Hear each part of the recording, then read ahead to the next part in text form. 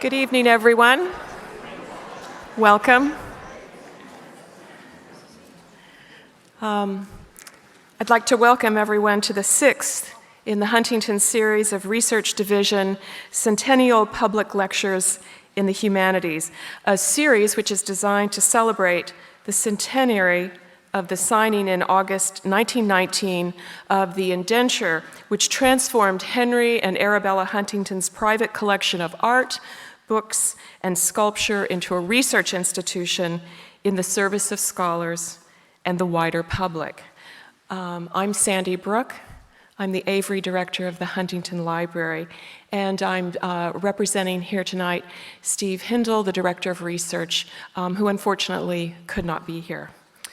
The Centennial Lecture Series repurposes our various endowed and funded lectures to invite back to the Huntington scholars who have worked on the treasures of our collections and to ask each of them to revisit the significance of these archives for an early 20th century audience.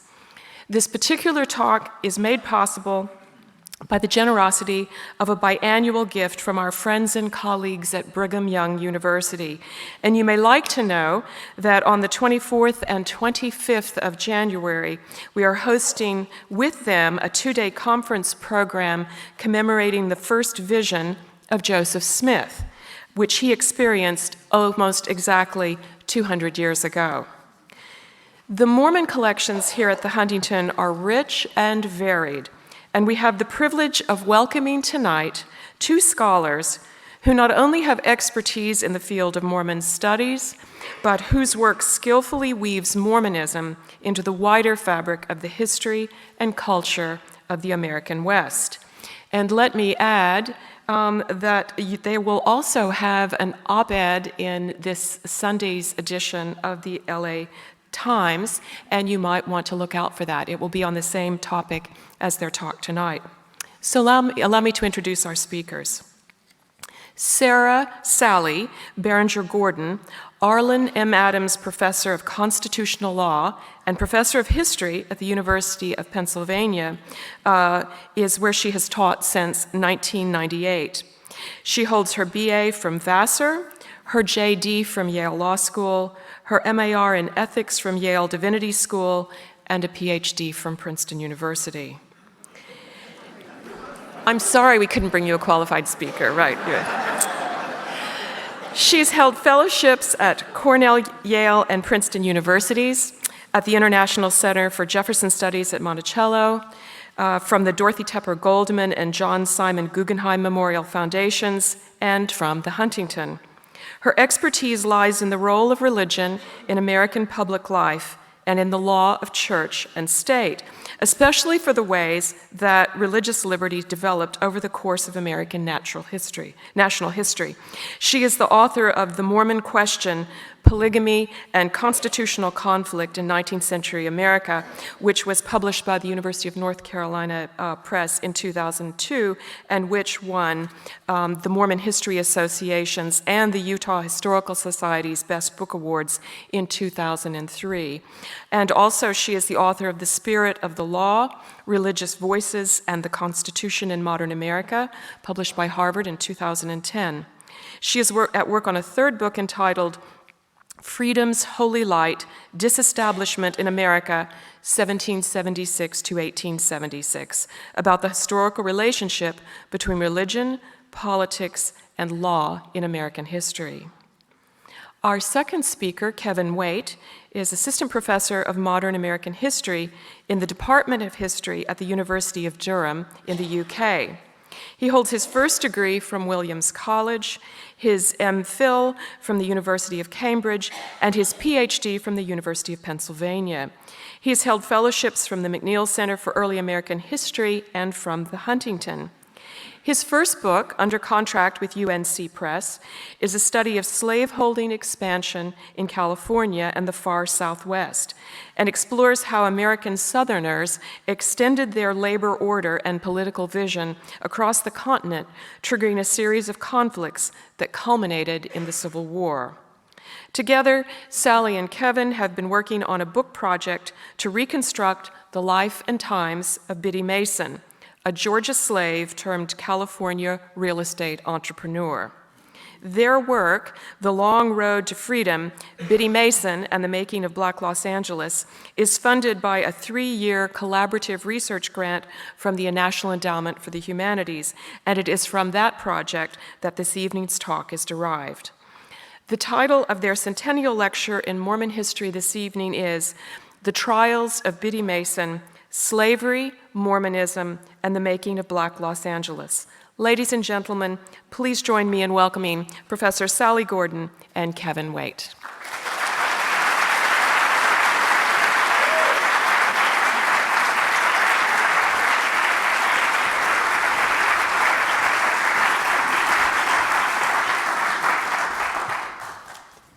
Thank you so much, Sandra. That was just lovely. And thank everyone here for coming, despite the weather forecast. We appreciate how tough you are. Kevin and I are delighted to be part of the Centennial Lecture Series here at the Huntington. And we think of this presentation as something of a conversation and an introduction to a larger and longer collaboration. I realize we're at opposite ends of the stage here, but we actually work together very closely. So do envision this as a partnership, a collaboration. We will take turns actually presenting our talk, which reflects the fact that we both bring different areas of expertise to our work together. Kevin specializes in the expansion of slavery westward, and especially in antebellum California. As you heard, his book, which will be published next year, examines the efforts of Southerners to expand slavery across the entire North American continent in the Civil War era. He can tell us much of how slavery worked, both here in California and in Utah. My own research is based primarily in legal and religious history, and I'll be talking mostly about the legal context of the events we focus on tonight. We have had a terrific, a fabulous time working on this together and with our advisors and collaborators. We have to admit this is our first ever talk on this project, and we very much look forward to learning from your questions and comments. And with that, I turn to my dear friend and co-author and say, take us away. Thanks, Sally. Our story begins along the cotton belt of Georgia in 1818. It was there that a slave girl named Bridget, or Biddy as she would later become known, was born. Now, these were the best of times for Southern planters as the price of cotton soared and the slave regime expanded. And they were the worst of times for African American slaves as the demands of plantation agriculture tore apart black families and sent these workers off into an early grave. Like millions of other African American slaves in the South, Biddy seemed destined for a life of hard labor and a death in obscurity. But she escaped this fate. When she was a young woman, Biddy began a long journey, one that would take her out of Georgia and across the entire length of the continent, first to Mississippi, then to Utah, and then to Southern California. And she went on this journey as a slave. She was forcibly transported overland by her master. But at long last, in a Los Angeles courtroom in 1856, Biddy was emancipated. She then took the last name Mason, and for the next 35 years, she steadily built her fortune. She worked as a healer and a midwife, and she invested widely in real estate in the young boomtown of Los Angeles. By the time of her death, Biddy Mason was worth an estimated $300,000, which is roughly the equivalent of $8.5 million in today's dollars. Now, this was a staggering sum for any American at the time, but for a former slave who faced legal and political and social and gender discrimination. Really, this was truly unprecedented. And the Black community of Los Angeles emerged from Biddy's fortune and Biddy's generosity. She used her money to fund charities and schools and to found the first African Methodist Episcopal Church, the city's first Black church. And we actually have some members of Fame here tonight. And if you get the opportunity to go to a wonderful service at Fame, you'll be able to see the spirit of Biddy Mason in action and really the vibrancy of her legacy. So rather than offer a full biography of Biddy Mason tonight, we're going to focus on just one really relatively brief period in her life. And we do this not only in the interest of time, obviously, but also really to illuminate key themes in the history of slavery, of freedom, of religion, and law in 19th century America. So by focusing on Biddy's experiences in the 1850s and, crucially, the court ruling that freed her, we hope to challenge some of the most tenacious myths about the American West. And in short, the trials of Biddy Mason really reframe what we thought we knew about the history of slavery and of early California. So first, we argue that California was effectively a slave state in the 1850s. Now, this runs counter to what most of us were taught about California and its history, right? California, we know, was admitted to the Union in 1850 as a free state, meaning that slavery was outlawed by its constitution. But it's one thing to declare slavery illegal, and another thing altogether to actually enforce that prohibition. In fact, California at this time was basically controlled by a clique of Southern migrants and sympathizers, many of whom supported slaveholders as they brought their human property into the state. Some 1,500 African Americans and a vast number of Native Americans were held in bondage in California in the 1850s. So whatever anybody thought about the Free State Constitution, the law and the courts openly supported slaveholders in California. Most of these enslaved people were found in the gold fields around Sacramento, as you can see in this image here, but a sizable number were transported to Southern California, including Biddy herself. Which brings us to our second major argument tonight. We really want to emphasize the role of the Latter-day Saints, commonly referred to as Mormons, in maintaining slavery in California. So tonight, we're going to spend some time in San Bernardino, a colony founded in 1851 by migrants from Mormon Utah. Now, within a few years, San Bernardino actually rivaled Los Angeles in size and wealth, not to mention being much better organized and, on the whole, more law-abiding. More on that later. And this success, this prosperity, rested in part on coerced labor. In fact, Mormon San Bernardino possessed the highest concentration of enslaved African Americans in Southern California by the mid-1850s. Biddy's master, Robert Smith, was one of the wealthiest and most prominent members of this Mormon colony. And by early 1856, Robert Smith was actually the largest slaveholder in the American Far West, with a total of 14 enslaved women and children under his control. But Smith's fortune ultimately came crashing down when Biddy and the 13 others won their freedom, which brings us to our third and our final major argument. The lawsuit that liberated these 14 African Americans appears, on the face of it, a watershed in the history of American emancipation. With a single ruling, this guy here, Judge Benjamin Hayes of the Los Angeles District Court, dismantled the largest single collection of human property in the state. Yet, as humane as this ruling was, it was actually bad law, which is what lawyers call a case that violates the rules laid down by the courts and the statutes.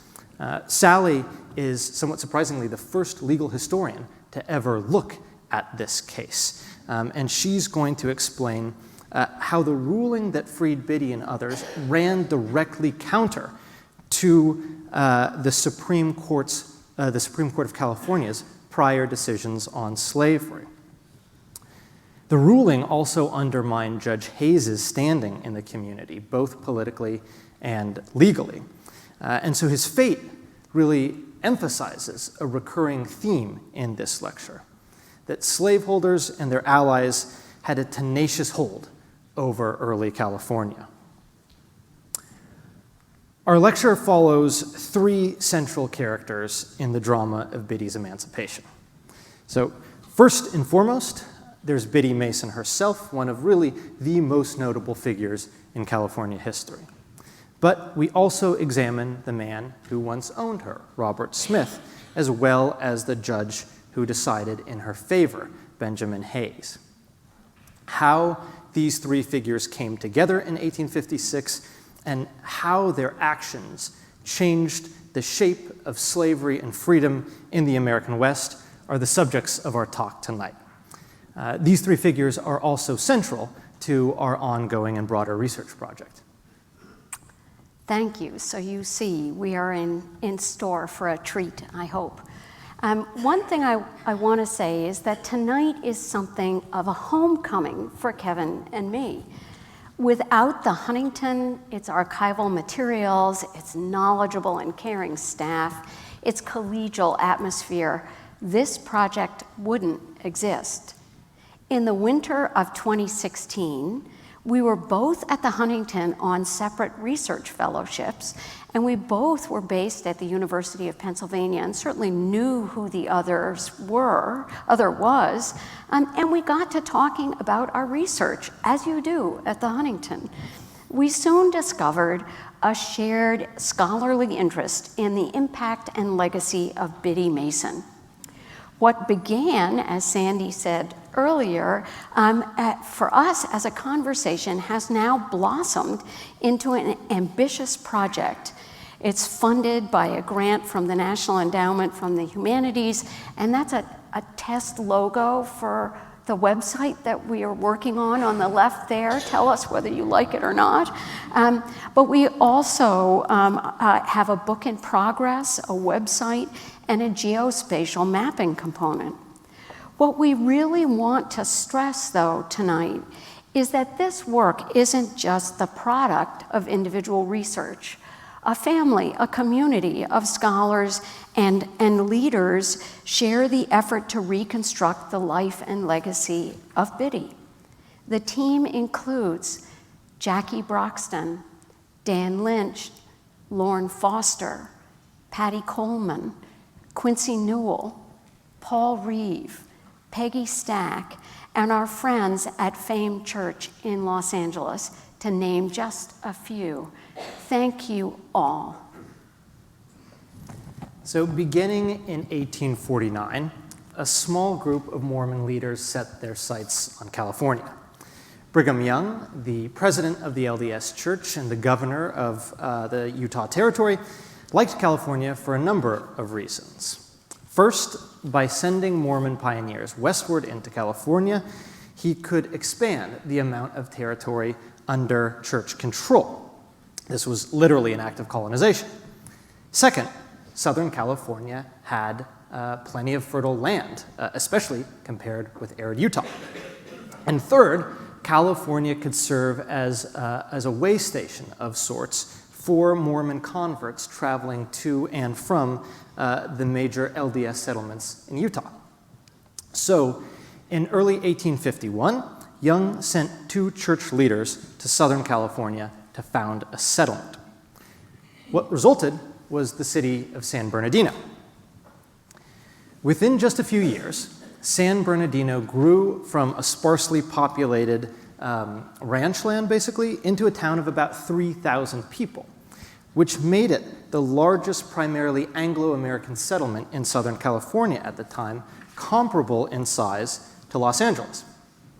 And by a number of metrics, it was also more prosperous. And that prosperity was built in part on the backs of slaves.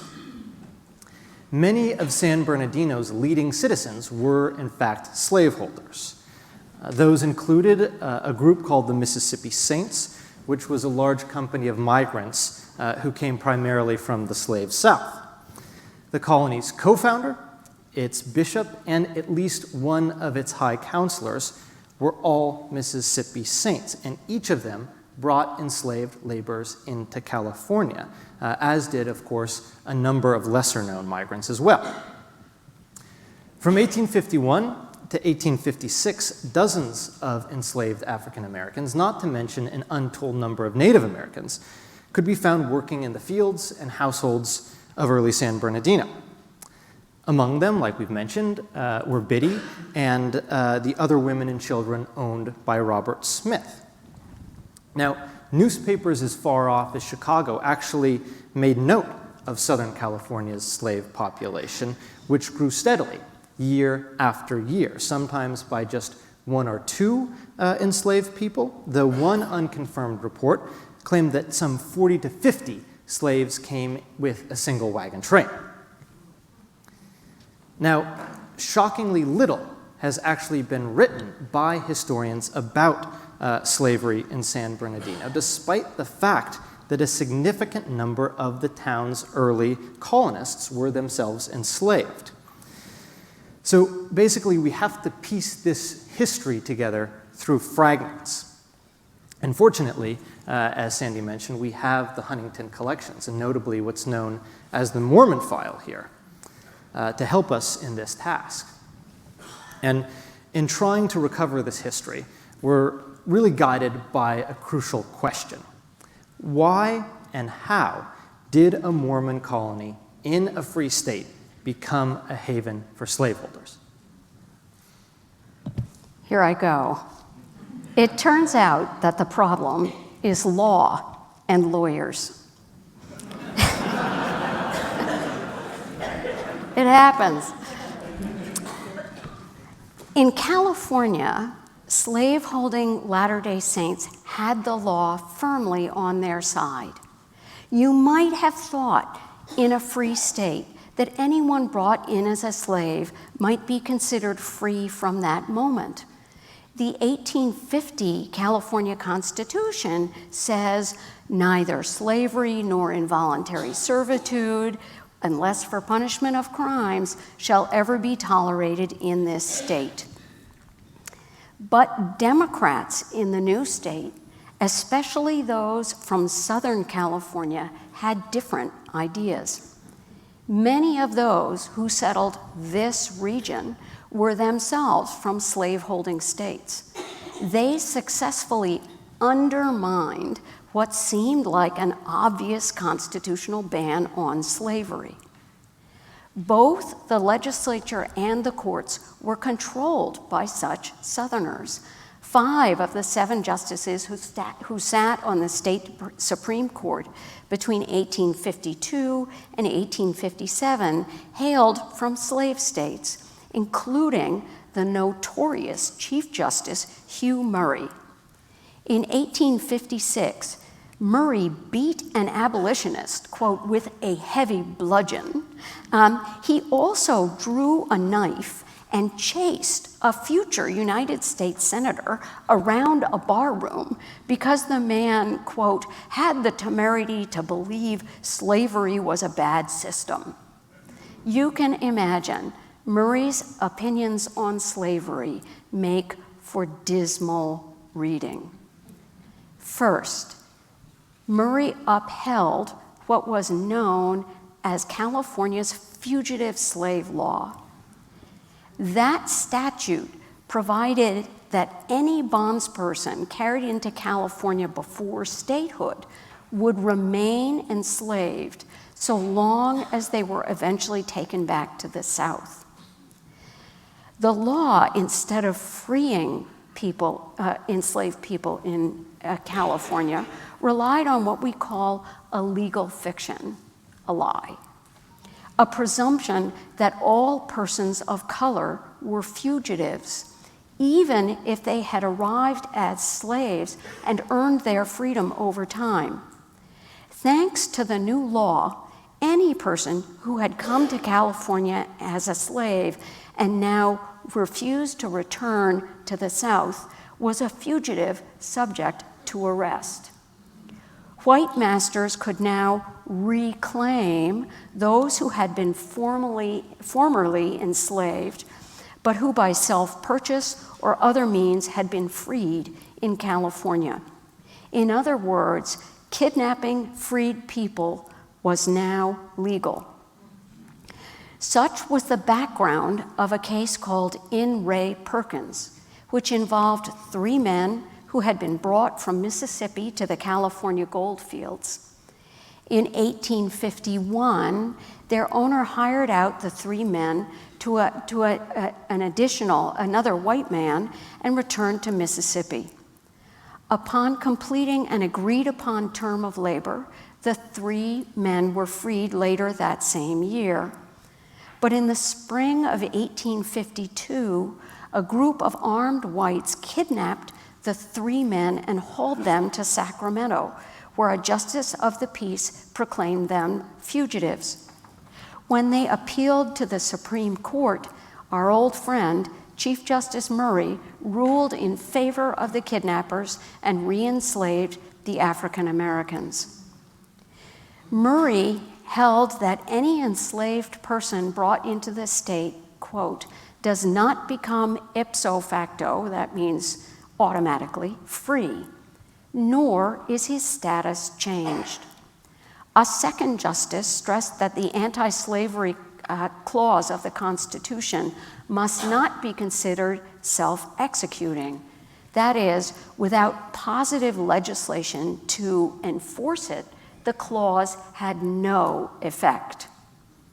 And the 1852 statute certainly was anything but a mandate for freedom. In other words, the justices agreed that persons brought to California as slaves were not freed by the state constitution. Now, slaveholders were presumed to be allowed to benefit from slaves' labor in California, just as they had in slave states. This interpretation of the Constitution, here's the law professor talking, became the law of the state, and it bound all lower court judges to follow its ruling. And while he was at it, Chief Justice Murray stressed that the statute was laudable because it was designed expressly to encourage masters to reclaim their former slaves and return them to slave states.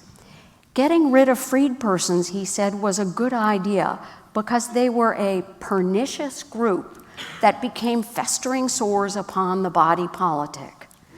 In Murray's view, therefore, the legislation just deepened the state's commitment to support slavery. The Supreme Court's decision was quickly followed. Reclamations began within weeks as former masters kidnapped and successfully appealed to magistrates for the return of their former slaves, as well as current bondspeople who dared to refuse to return back home to slave states. But there's more. California law also prohibited any testimony by a person of color in a case involving a white person, in civil as well as criminal cases. Allowing such persons to testify, Chief Justice Murray said, would, quote, admit them to all the rights of citizenship, and we might soon see them at the polls, the jury box, upon the bench, and in our legislative halls. The danger of inferior persons acquiring power and rights was precisely what the statute against testimony had been designed to prevent, Murray said. Observers described the painful silence of those kidnapped under the reclamation statute. They literally could say nothing at the legal proceeding that would determine their status. Nothing about whether they had purchased their own freedom, been emancipated, or had never been enslaved before. Such was the law of California in the mid-1850s. Furthermore, slavery was legal in Utah at the time. Slaveholders were among the first Mormon settlers in the territory, those Mississippi Saints. You can see that on this statue to the pioneers of Utah. At the base of the monument are the names of 3 black slaves, whose names you can just barely make out: Green Flake, Hark Lay, and Oscar Crosby. They're listed as colored servants, which was a popular euphemism for slaves. Crosby, by the way, was later transported to San Bernardino. Biddy came to Salt Lake just a year later in 1848. She and other women, slave and free, do not appear as pioneers. I'm just saying.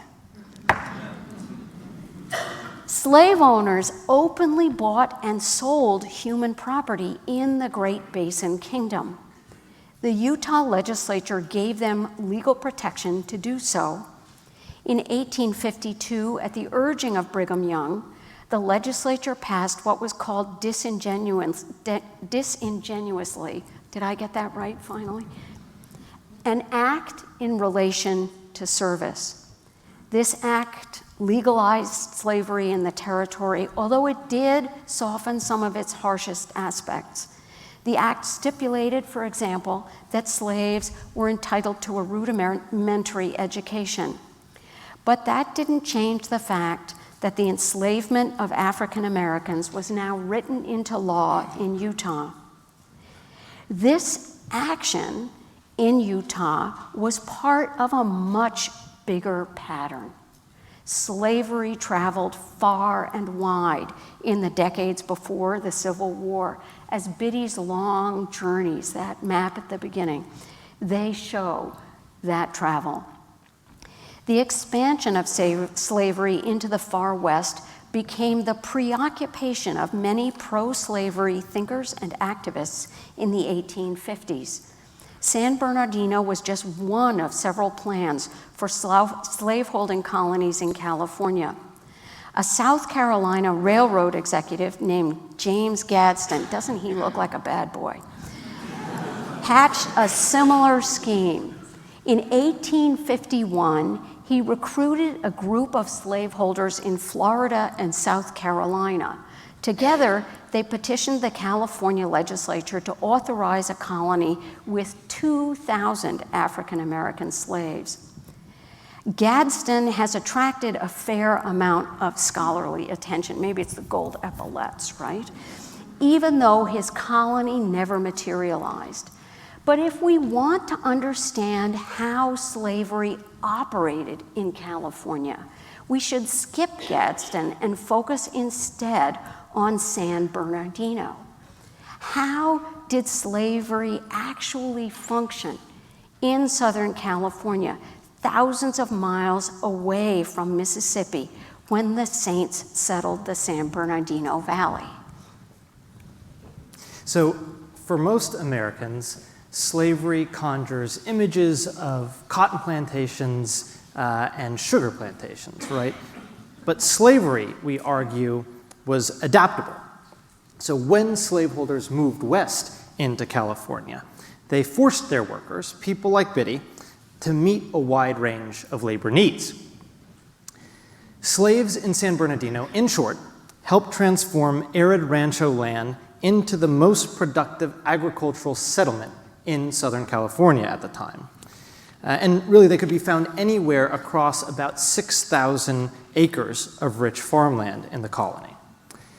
Brigham Young had initially hoped that the Mormon pioneers would plant cotton in California, and that may have, in fact, been the reason why Mississippi Saints and their slaves were chosen to go with that initial group. But when they arrived in the San Bernardino Valley, they found that the soil was actually really better suited to grains. And soon, San Bernardino became the leading source of flour, a really vital product in Southern California. Even accounting for problems with drought and rust, San Bernardino outstripped the field production of Los Angeles, San Diego, and Santa Barbara counties combined. And African American slaves, those like Biddy and the other women and children owned by Robert Smith, were also essential to the domestic work in the colony. Now, to build and maintain a settlement of 3,000 people requires a tremendous amount of physical labor, right? Managing the dust alone was a full-time job. And if you think of San Bernardino as sort of hot and gritty today, imagine what it looked like as a frontier town in the 1850s.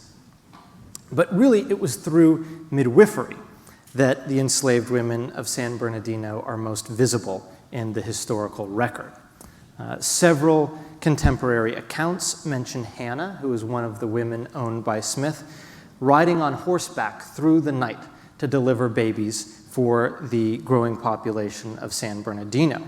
And Biddy, who would later become a renowned healer and midwife in LA in future decades, also likely gained valuable experience as a midwife in San Bernardino.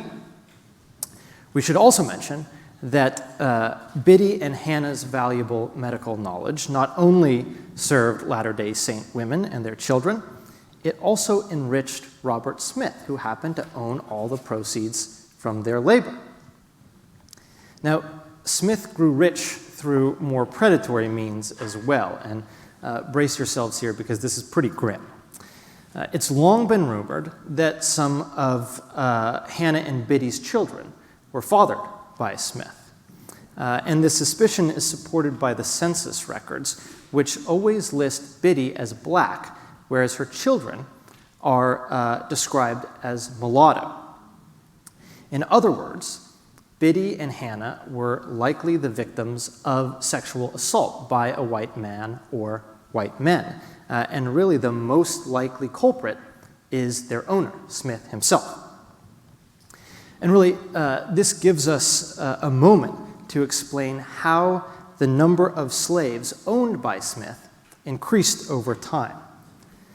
So when he migrated to California, Smith owned 10 total people: Hannah, Biddy, and between them, 8 children. But just 5 years later, that number had grown to 14.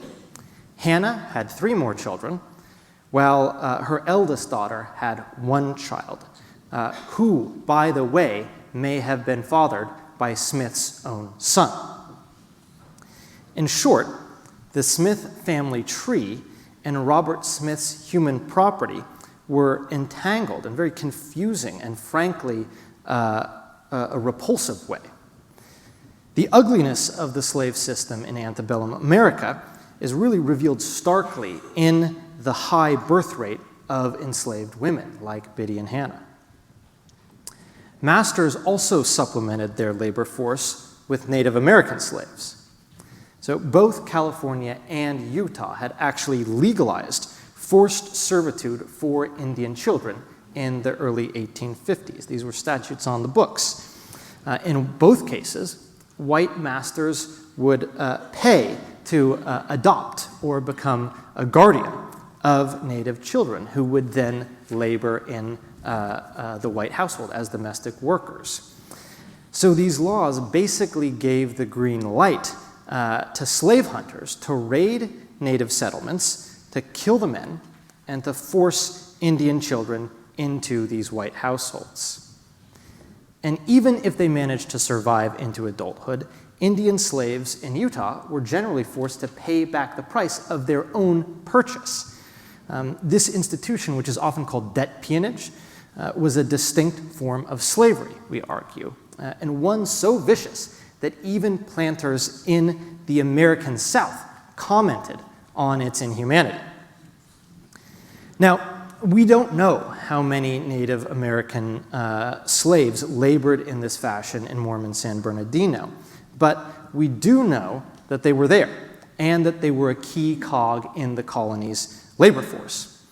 In fact, one of the colony's co-founders himself reported proudly on the large number of natives that were working in San Bernardino's houses and fields.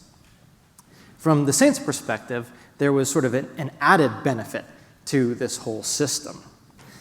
By subduing the native population and turning them into coerced workers, LDS migrants also solidified their control over the San Bernardino Valley. And these forms of slave labor brought prosperity to a colony that was really, by all accounts, extremely well regulated. And in this regard, San Bernardino in the mid-1850s contrasted sharply with neighboring Los Angeles. During the 1850s, LA witnessed about 200 homicides, which gave it one of the highest, if not the highest, murder rates anywhere in the United States. San Bernardino, in contrast, didn't even have a jail. Now, it's hard, I think, to imagine from our vantage point today, but in 1855, it really did seem as if the future of Southern California pointed to San Bernardino and not to Los Angeles. But San Bernardino's prosperity didn't last. Just 2 years later, the Mormon colony was in shambles. And things got so bad that roughly half of the total population of San Bernardino abandoned the colony in 1857 alone. And the city never recovered its edge over LA.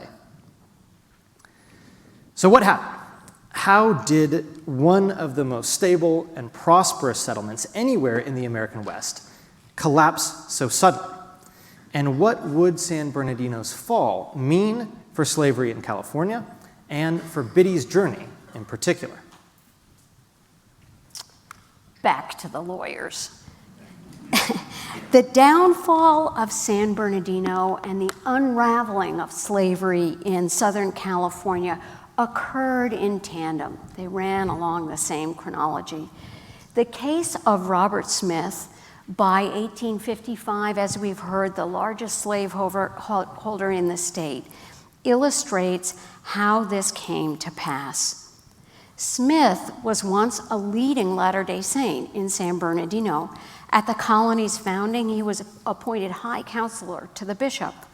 But like a number of fellow saints, Smith began to push back against the colony's two founding apostles in 1855.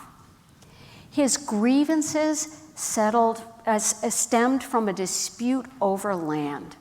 Smith had established a large and evidently beautiful and successful ranch beyond the confines of the original Mormon settlement. Eventually, the colony's co-founders threatened to seize the land without compensation. Smith and others fought back against the planned seizures, and dissent tore the community apart. Months of fighting did not yield any results. Finally, Smith abandoned the struggle and attempted to preserve his most valuable remaining asset, 13 enslaved African Americans, one of whom was pregnant with yet another child. He paid his tithe, sold his cattle, and made plans to go to Texas, where his slaves, especially skilled midwives like Biddy and Hannah, would fetch handsome prices. Thanks to California's pro-slavery laws, other Southern slaveholders had made similar journeys. They worked their bondspeople in California and then returned to home states with their human property entirely undisturbed by any legal interference. But Smith's case was unique in one important way. Finally, California law worked against a slaveholder. As he camped in the Santa Monica Hills on the trip south, Smith was served with a writ of habeas corpus, which required him to produce the enslaved people under his control. We suspect that the sheriff of San Bernardino a Latter-day Saint, like all county officials, may have been behind this act. He may have calculated that if Smith could be intercepted before he slipped away from the state, the Saints would be a natural choice to take possession of his slave property. Smith, after all, had demonstrated his intent to abandon the colony, and if his slaves were considered bound to the land that the church intended to seize, then having the slaves stay in place made sense. A daring midnight raid by the sheriff's posse brought Smith's 13 slaves to the Los Angeles County Courthouse in late December 1855. The case came before District Judge Benjamin Hayes, we've seen him. Hayes ordered Biddy and 9 enslaved children confined in the jail for their own protection. He sent the pregnant Hannah back with Smith's wife to San Bernardino to await the birth of her child. In other words, it did seem natural to send these people back to San Bernardino. Smith, on the other hand, fought to retain his slave property with every trick in the book. He and his men so frightened the lawyer retained to represent Biddy that the lawyer precipitously withdrew from the case. Very bad lawyer. They then tried to intimidate Biddy's jailers. They tried to bribe 2 teenage daughters with whiskey into returning to Smith, and threatened a local free family of color and more. But despite all this thuggery, and even despite the law of slavery in California, Judge Hayes said that the law on the question was clear. He argued that the Constitution had already freed all of Smith's slaves. Now, all of you have been to the law school class that teaches you that's not the right answer, right? Hayes was wrong, but it could be that neither he nor Robert Smith really understood the law clearly. After Hayes' statement, and when violence also didn't get the job done, Smith did something unexpected. He went on the lam. Rather than appear in court, he fled the state without his slave property. The writ, that writ of habeas corpus, was now moot. There was no active control of persons. One of the most important slave trials in Western American history was thus decided by default because the defendant scarpered. What seems like a turning point in California legal history, the liberation of 14 enslaved women and children, was in fact an aberration. In technical terms, Smith's default should have ended the case, but it did not. Hayes kept working, despite the fact that the defendant was long gone. Hayes began writing an elaborate explanation of the case, a sort of blend between a legal opinion and self-defense. Perhaps Hayes reacted to rumblings in Los Angeles that he had treated a slaveholder so badly that the guy left the state rather than pursue his case.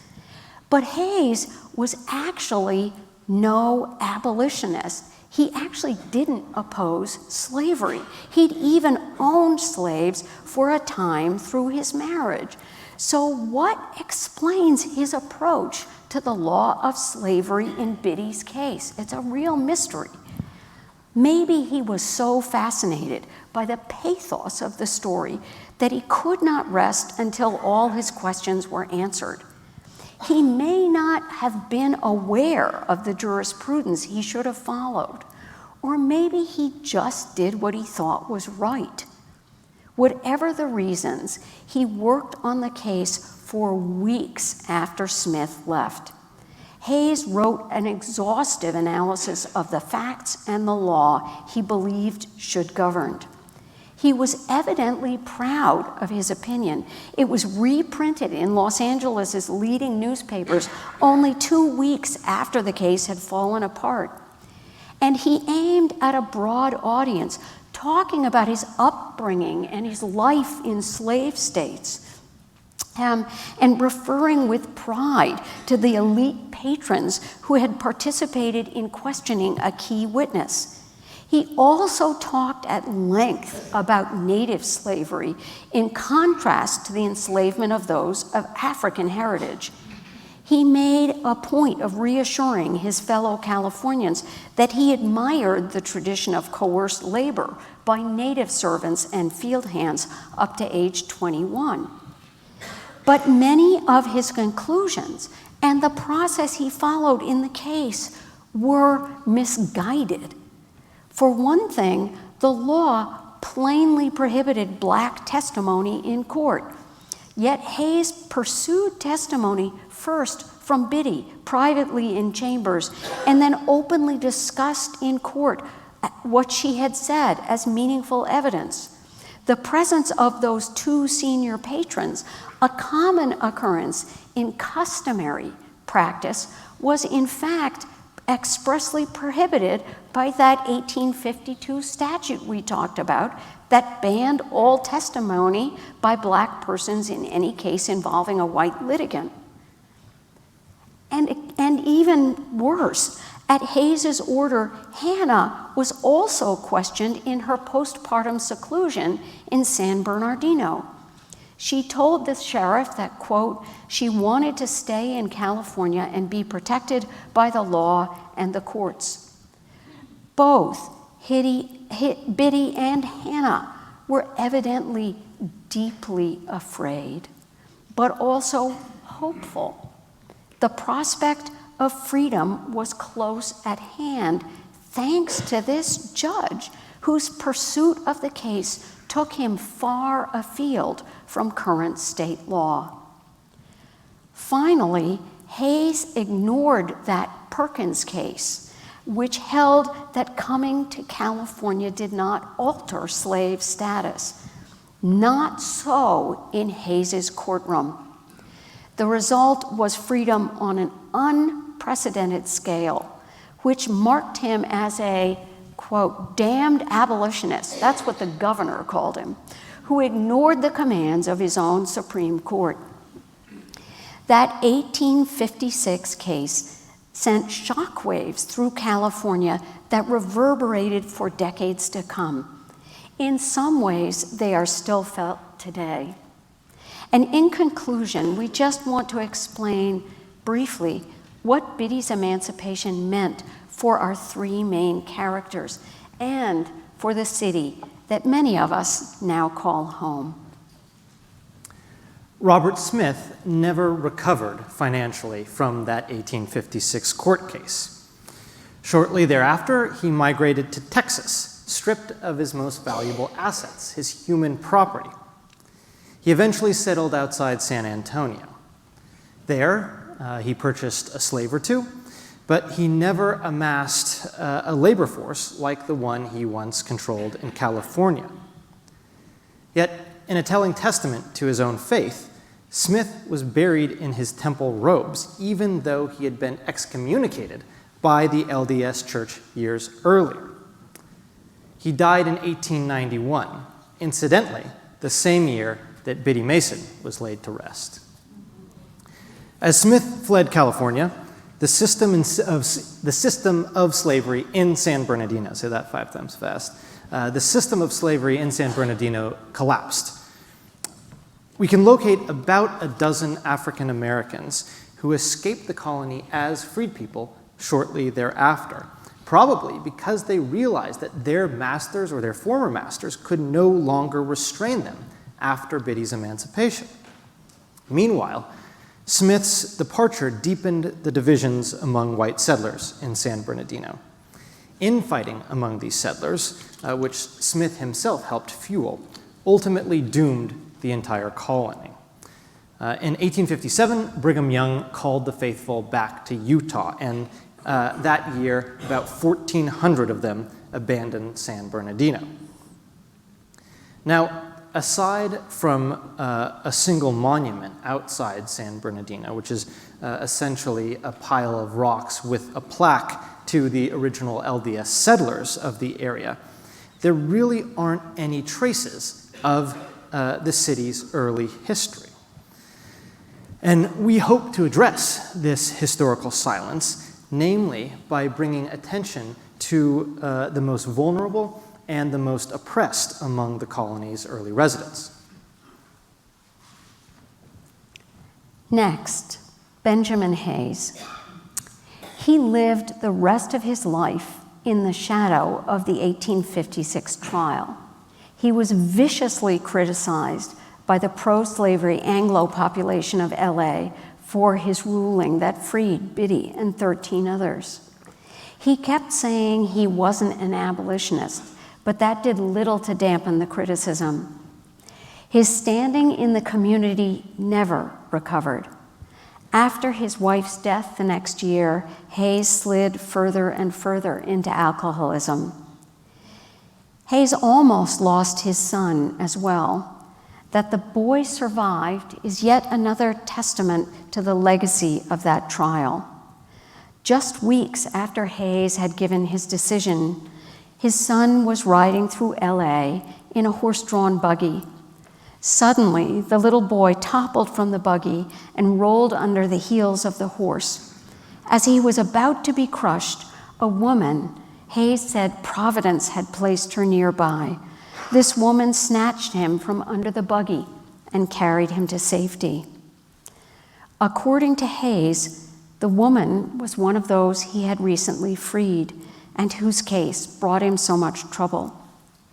He didn't mention that he had stayed in close touch with Biddy and her family.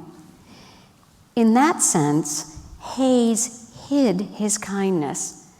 His life spiraled down into despair, but his good works lived on through Biddy. Biddy's emancipation marked the beginning of a new life. Upon winning her freedom, she took on the last name Mason. Then, in a remarkable twist, she teamed up with a former slaveholder, Dr. John S. Griffin, who was Benjamin Hayes' own brother-in-law. Surely not a coincidence there. Biddy became a healer and a midwife in his medical practice. And through hard work, through thrift, and wise investments, she began building her fortune. As Los Angeles boomed in the 1870s and beyond, so too did Biddy's real estate investments. Her will, a copy of which is actually housed here at the Huntington, reveals the extent of her property at the time of her death in 1891. And with our research collaborators, we're beginning to map her real estate holdings, which occupied a substantial portion of what's now really the heart of downtown Los Angeles. Biddy Mason, though, left her greatest legacy through philanthropy. She visited prisoners. She fed and sheltered the poor. She co-founded the city's first black church on land she herself owned, and she established what was probably the first school for black children in Los Angeles. As Biddy was famous for saying, "If you hold your hand closed, nothing good can come in. The open hand is blessed, for it gives abundance even as it receives."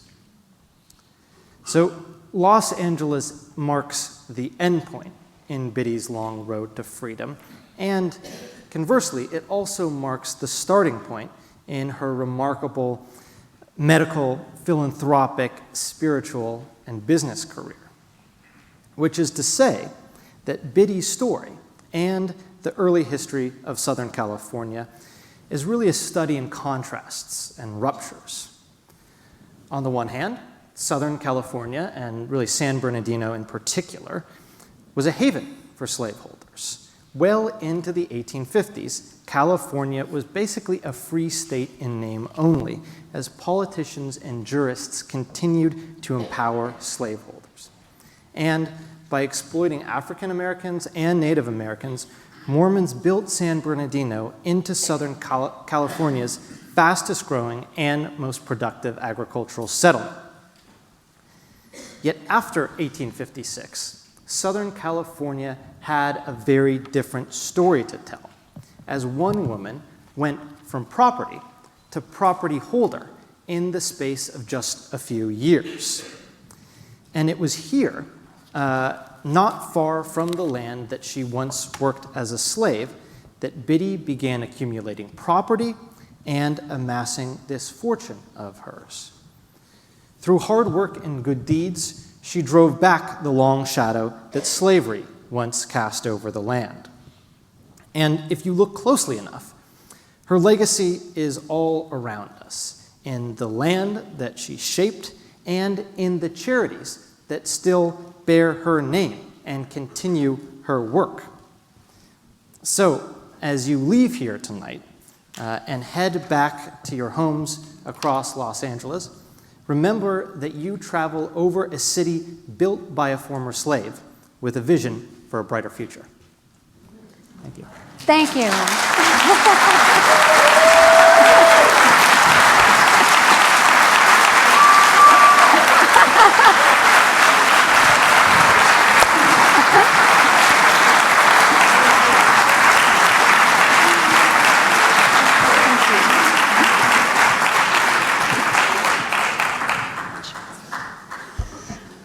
Well, that was a wonderful lecture. We are very happy to entertain some questions. Those of you who've been here before will know, and others will learn. If you shout out your question, we can hear you, and we will repeat the question before they answer. Okay, there's a question here. That gentleman. Where did she get her business at? This is... Where did we get... Where did she get her business education? Where did she get her MBA? Where did Biddy Mason get her business education is the question. She was a common sense, hard-working, money-saving woman. Does that sound right to you? That sounds dead on. She also, I would say, supported good works that somehow had an echo in her enslaved past. And we were talking with Jackie Broxton earlier about this tonight. So, for instance, she supported orphans in Los Angeles. Biddy was an orphan herself. She was shipped to Mississippi when she was a teenager, basically as a wedding present for Robert Smith and his wife. She may have supported women in brothels in Los Angeles. Biddy, as a victim, most likely of sexual assault, would have had a real sympathy for those women. Okay, yes, the question here. So would you say that it's maybe not true? I have read that because she worked for John Griffin, who was a doctor who was a big developer in Los Angeles, that he basically kind of gave his medical practice over to Biddy, and that he was the one who kind of tutored her on real estate development. Do you find any truth in that? So the question is about a Dr. John Griffin, and was he somehow instrumental or not in her professional development as a healer? Yes, I've heard the same, and it strikes me as likely. She saved money for a full decade before she bought property, and she was very careful. It's clear she never bought property without thinking it through carefully. And Griffin was a really smart guy, and they worked together for years. It seems to me very likely that he would have advised her on things, and perhaps the advice went the other way on occasions too, because she turned out to be pretty smart. And actually, your question raises a really important point, and that's this evidence is so fragmentary and so elusive that we have to piece together a lot of our conclusions through these tiny bits of information and really through speculation. Advised and informed speculation, but through speculation nonetheless. Right. Yes, there's a question at the back. Yes. I want to follow up on the legal question. Apparently, the decision looks like a kind of a single one-off trial court decision in an undisputed case, which doesn't reach any appellate reaction at all. But I want to follow up on how did the law then subsequently change, and did it follow the same thinking? Good. That's a great question. Yes, so this, it's called a case. Can you repeat I'm that? sorry. Yeah. He wanted to follow up. You're absolutely right to remind me. The question is, how did the law of slavery change, if at all, after this case? Did it set a precedent, or was it a one-off? And I think the answer is yes. It was a precedent and a one-off in some ways. As we see in San Bernardino, the slave population began to melt after Biddy won her freedom, but the law did not change. As late as 1858, the California Supreme Court said, well, you know, we really allow slaveholders to come here and settle if they plan to take their slave back. And this guy came here, and he really seemed to settle, but then he just wanted to send his slave away and wasn't really going back with him. And that kind of violates what we think should be the rules. But since it's unfair to punish the poor slaveholder, we'll send the slave back anyway. He was in San Francisco, and a group rescued him from a ship that he'd been taken to by the magistrates. And this slave was named Archie, my dad's name, so I always like the name Archie. And he was actually purchased eventually. His owner was paid off. So very late in the 1850s, as the issue had become not just a tough issue, but the most divisive issue, I think it's fair to say, in American history, the California Supreme Court was writing pro-slavery opinions. Yes, in red at the back. Robin Cox. I'm here representing the family. I'm glad you made it off the wait list. So I just wanted to point out that family members are here. This is my son Daniel Cat, my daughter Dakota, and my sister Cheryl are the only surviving family.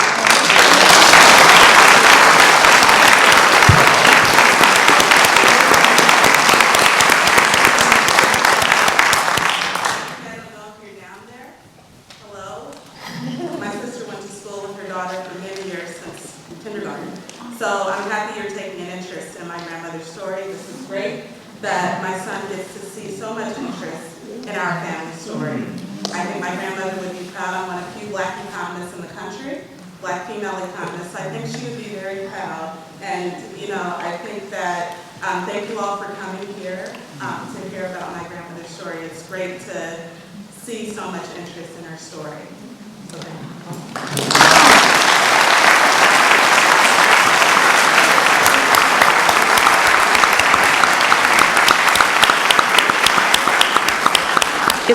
It's indeed an honor to welcome Thank the you 4 times great-granddaughter of Biddy Mason, Professor Robin Cox, and her family.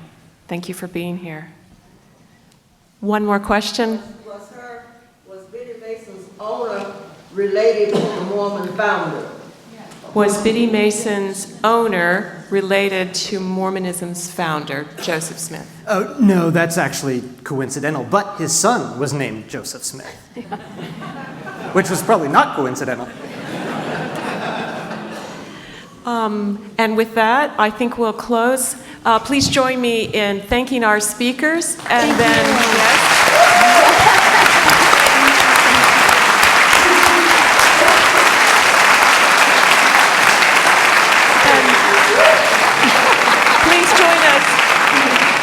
Please join us outside for refreshments. Thank you so much.